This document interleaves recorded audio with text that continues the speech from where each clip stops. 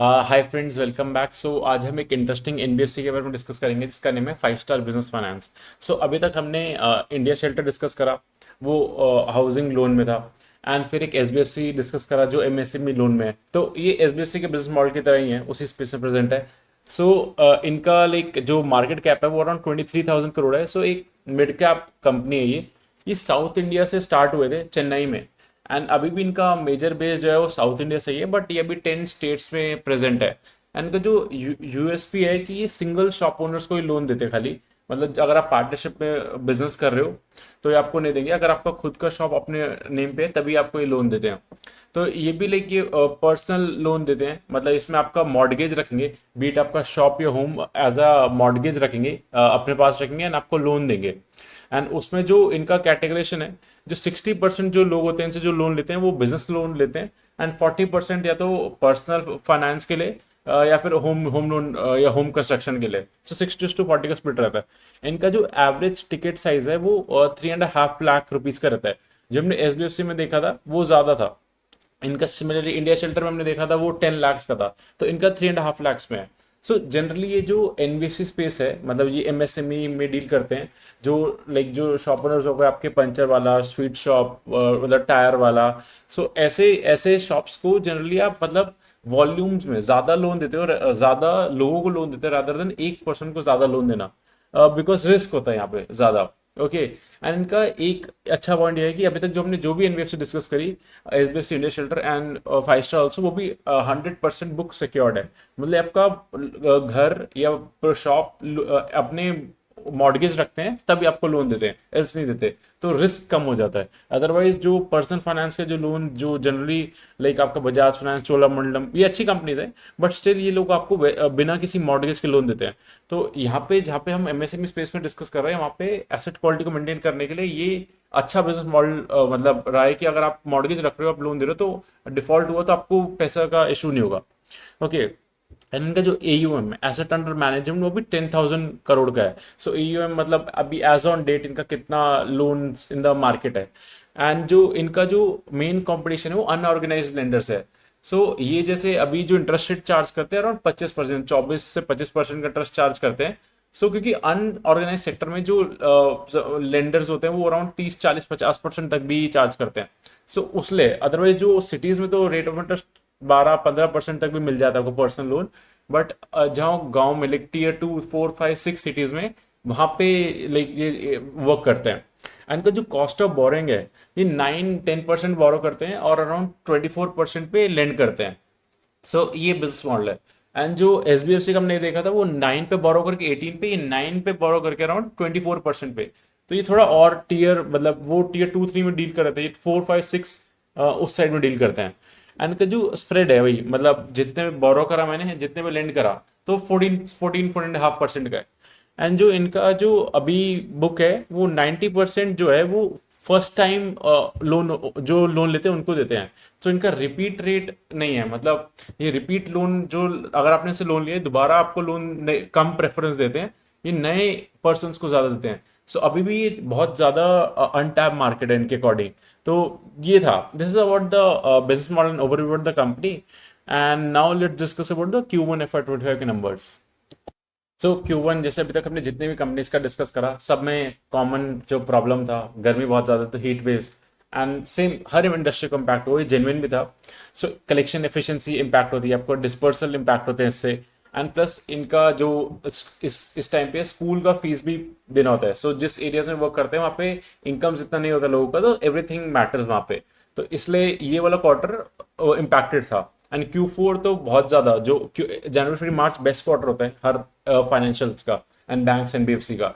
तो Q4 से compare करेंगे तो नंबर्स ऑलवेज सप्रेस दिखेंगे। एंड Q1 जो अप्रैल में जून जिसकी बात करें वो तो ऑलरेडी इश्यूज थे। सो हेड्स अप दे और दिस क्वार्टर। सो जो इनका जो अभी दिस क्वार्टर इन्होंने 27 ब्रांचेस ओपन करा। एंड इनका as on date like 547 branches है।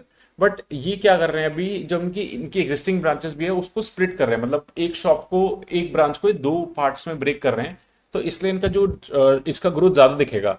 तो अगर ये जितनी ब्रांचेस ओपन कर रहे हैं आप, लेट से 100 ब्रांचेस ओपन करें तो 50 न्यू होंगी और 50 होंगी एग्जिस्टिंग को ब्रेक करके। तो इसलिए ये नंबर थोड़ा ज्यादा दिखेगा इनका ब्रांच एडिशन का। तो अभी that something I want to highlight. And जो इनका AUM ग्रोथ है, एसेट अंडर मैनेजमेंट, वो ग्रो करा 37% ईयर ऑन ईयर, मतलब अभी वाला अप्रैल में जून वर्सेस पिछले साल का अप्रैल में जून से। एंड जो क्वार्टर ऑन क्वार्टर JFM जनवरी फरवरी मार्च से वो 7%, क्योंकि वो जनवरी Q1 बोलते हैं उसको, वो तो बेस्ट क्वार्टर, सॉरी Q4 बोलते हैं, वो बेस्ट क्वार्टर होता है। एंड जो इनका जो टिकट साइज है वो 3.5 लाख है, वो सेम रहा। तो इन्होंने ज्यादा नंबर ऑफ लोन्स दिए रादर देन अपना टिकट साइज बढ़ा के। So that's something to note. एक होता है वॉल्यूम ग्रोथ, एक वैल्यू। आप मतलब ज्यादा प्राइस पे कुछ सेल करो, जैसे अगर लेट से कोई नमकीन सेल कर रहा है तो वो अपना प्राइस इंक्रीज कर दे तो भी उसका सेल्स बढ़ेगा, या फिर नंबर ऑफ यूनिट ज्यादा सेल करे। So in like MSME space it's always better कि आप ज्यादा नंबर ऑफ लोगों को सेल करो, लोन दो रादर देन ज्यादा अमाउंट का लोन दो, क्योंकि रिस्क होता है। ओके, एंड का जो ग्रॉस एनपी है, जो हम एवरी उसमें डिस्कस करते हैं, तो सबसे बेटर मैंने आपको SBFC की वीडियो में एक्सप्लेन करा, you can check that out. वो 1.4% है, 90 डेज से जिन्होंने लोन नहीं दिया उसका 1.4%। एंड ये फ्लैट है, क्यू ऑन क्यू 0.03% से इंक्रीज है, and year on year flat है। एंड नेट इन भी 0.68, so numbers are fine. And if you to give you comparison, मतलब उस SBFC में अराउंड 1.5-2% था। Similarly like it's under control and good number. And जो profit after tax का number है वो 7% ग्रो करा quarter on quarter, and 37% year on year. तो सिमिलरली जितना AUM जैसे आपका ग्रो करा। एंड का निम्स जो है वो 16%, 9 पे बोरो करा एंड 24-25 पे लेंड करा, मतलब बीच में अपना 16%। SBFC 9 से 18 तो 9% रखता था। सो SBFC के similar they are working on, वो लोन अगेंस्ट गोल में थे, लेकिन ये नहीं है। तो still I am comparing because we have covered that company. And इनका जो ROA था, return on assets, like ROA का फॉर्मूला कहता है पैट डिवाइड बाय एसेट्स। मेरे टोटल एसेट्स पे मैंने कितना प्रॉफिट कमाया, सो परसेंटेज टर्म्स में वो 8% है इनका, हायर साइड पे, बिकॉज ये रेट ऑफ इंटरेस्ट ज्यादा चार्ज कर रहे हैं। एंड SBFC का 4.5% पे था। एंड जो return and equity for share holders, कितना पैसा बनाया कंपनी ने, तो 18.95। सो आपको इसका ट्रेंड देखना है ROE का, should be on upward side, क्योंकि जो भी, ऐसा नहीं है कि SBFC का थोड़ा इससे कम था तो बैड कंपनी है, बिकॉज आप फंड रेज जब करते हो, IPO लाते हो, तो आपका जैसी एसेट्स बहुत बढ़ जाते हैं तो ROE आपका सप्रेस हो जाएगा, क्योंकि ROE is pad by equity. तो अगर आपका डिनोमिनेटर बढ़ गया तो समर सप्रेस हो जाएगा। सो हमें देखना है trend should be on upward side.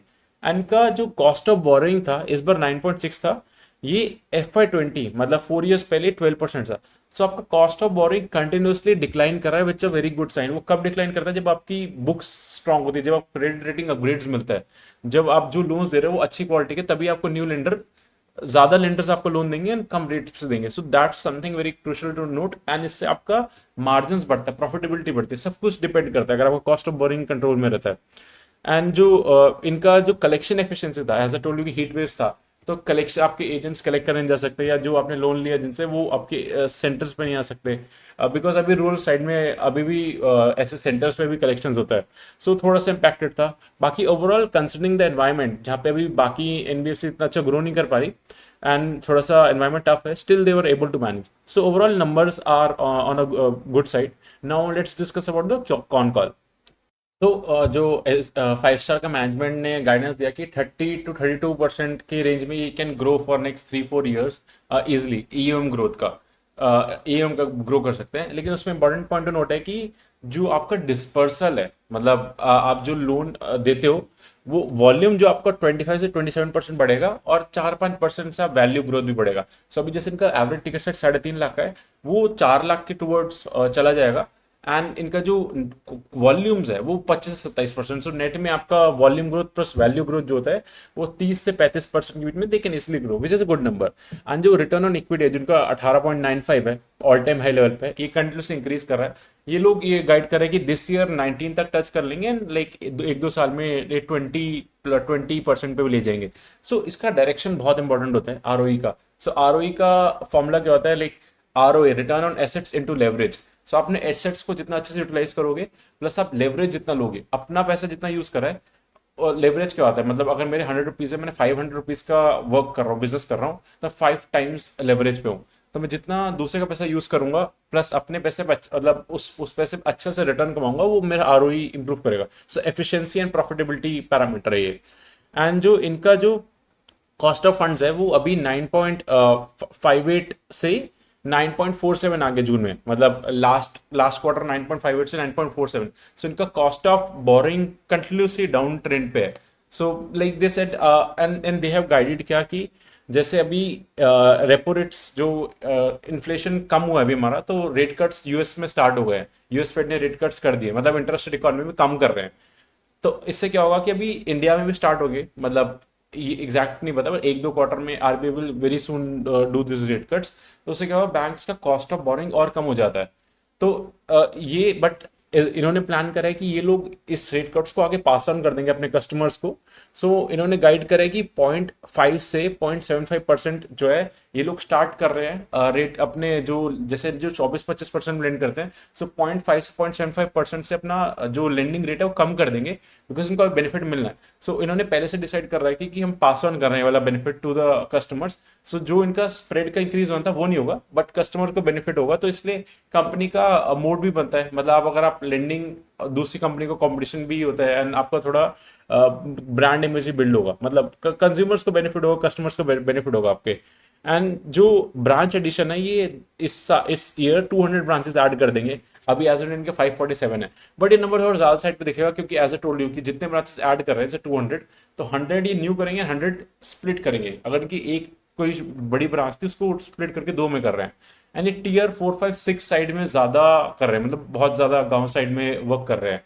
तो that something overall guidance is good. 30-35% का growth, RO improvement, collection efficiency भी इंप्रूवमेंट कर रहे हैं। तो इन्होंने गाइड करा, जैसे जब भी कॉन कॉल हुआ था, तो जुलाई के मंथ में होता है कॉन कॉल। तो जुलाई के मंथ में इनको दिख रहा है इम्पैक्ट, कलेक्शन एफिशिएंसी इंप्रूव हो रही है, क्योंकि अब हीट वेव का इम्पैक्ट खत्म हो रहा है। So yeah this was all about the con call. Now discuss about the summary and valuation. So जो 5 स्टार का जो मार्केट कैप अराउंड 23,000 करोड़ है। एंड लाइक हम कंज्यूमर कंपनी से, बाकी कंपनी से apart from finance, price to equity देखते थे कि price to earning ratio, sorry, for 1 rupee जो कंपनी अर्न कर रही है हम कितना उसको पे कर रहे हैं। लेकिन फाइनेंशियल एंड एनबीएफसी में ये रेशियो होता है प्राइस टू बुक, मतलब उसकी बुक वैल्यू एसेट्स, क्योंकि जो फाइनेंस होते हैं, उन फाइनेंशियल्स होते हैं उनमें मेनली मनी इन्वॉल्व होता है एसेट्स में। तो इसलिए इनमें प्राइस टू बुक देखा जाता है, फॉर 1 रुपी बुक वैल्यू हम कितना पे कर रहे हैं। सो एसबीएफसी का 5 स्टार का 4.49 है, एंड एसबीएफसी का अराउंड 3-3.5। तो 3 to 4 के कंफर्ट होता है, थोड़ा सा little bit in expensive side, but however like company जिस स्पेस पे ग्रो कर रही है, so it's Fairlie valued. And like company हमारी 30-35% पे ग्रो कर रही है। एंड इनका asset quality, like gross NP around 1.5% और नेट एनपी 0.8-0.9 के अराउंड है। सो विच इज फाइन। एंड जो इनका कलेक्शन एफिशिएंसी भी इंप्रूव कर रहा है। And one more thing is कि जो ये कंपनी का क्या होता है कि जब बैड टाइम्स होते हैं, जैसे कोविड हुआ, कोविड 1, कोविड 2, अभी जो थोड़ा सा टफ फेज था, heat wave, election and everything था। सो इन्होंने ऑब्जर्व करा है कि ऑल्दो ये लोग पर्सनल लोन दे रहे हैं, बट आपको मॉर्गेज रख के। सो एक पर्सन जिसने 3-4 लोन ले रखे हैं, राइट, अनसिक्योर्ड लेंडिंग, मतलब लेट से जस्ट एन एग्जांपल, कोई फाइनेंशियल है जिसने मेरे को लेंड करा है 4-5 प्लेसेस से, ओके। एंड अगर मेरे पास कैश क्रंच होता है, तो मैं उस लोन पे डिफॉल्ट करूंगा जहां पे मेरा एसेट नहीं रखा हुआ। लेट से अगर मेरे शॉप या घर रखा हुआ है जिस लेंडर के पास, मैं उधर डिफॉल्ट नहीं करूंगा कि वो सेल कर देगा मेरा। तो इसलिए तभी दे सेड कि टफेस्ट टाइम में भी इन्होंने अपना इनके डिफॉल्ट रेट से एनपीएस अंडर कंट्रोल रहते हैं, बिकॉज इन्होंने ऑब्जर्व करा है बिहेवियर कि कंज्यूमर हमेशा इन अ टफ टाइम ऑल्सो हमें लोन देता है, मतलब जो लाइक 5 स्टार के केस में, या एसबीएफसी या इंडिया शेल्टर, बिकॉज तीनों का बुक स्ट्रांग है। एंड का आरओ इंप्रूव कर रहा है, 20% का, एंड इंक्रीज कर रहा है। एंड जो रेट कट्स का साइकिल होगा अभी इंडिया में, तो इनका 70% बुक तो फ्लोटिंग है। फ्लोटिंग होता है मतलब वेरिएबल है कि, तो अगर रेट कट्स होंगे तो इनको भी लोन अकॉर्डिंगली सस्ते रेट पे मिलेगा। हाउएवर इन्होंने प्लान करा है पास इट ऑन करने का, तो इसलिए स्प्रेड्स में इतना ज्यादा बेनिफिट नहीं दिखेगा। सो फाइनेंशियल्स में हमें ट्रैक रखना पड़ता है बहुत ज्यादा, क्योंकि आज जिसकी एसेट क्वालिटी अच्छी है, आज लोन अच्छा है, अगर कल वेरी नेक्स्ट डे भी कहीं पे प्रॉब्लम आएगा, तो accordingly we need to take track of each and everything. So yeah, this was it about the company, and as you all know, this is not a recommendation. खुद analysis करो and consult a financial advisor before taking any call. And if you have any questions, so do let me know. We'll address it. And thank you.